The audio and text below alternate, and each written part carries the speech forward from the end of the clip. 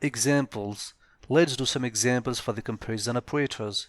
First, let me take equal to sign. Let me solve an example for the equal to sign, which is a comparison operator. Example number 1. A equals to 1, B equals to 1. If A equals to B, then take the print of A equals to B. Your final answer will be A equals to B. Yes. Look, we have two variables. One is A and the other is B. A equals to 1, B equals to 1. Now, we have used conditional statement. Look at here. This is the conditional statement. This if is the conditional statement. So, the comparison operator is used with the conditional statement. It says that if A equals to B, look at here, we have used equal to comparison operator. We are talking about equal to comparison operator. Put colons and then press the enter button. Your new line for the print will start from here.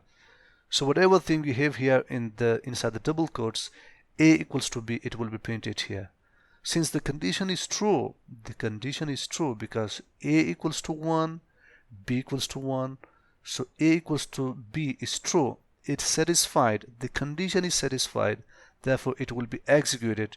You will see in the final output, A equals to B, A equals to B. This will be the final output. This is your answer when you run it. It is for the equal to comparison operator with a conditional statement.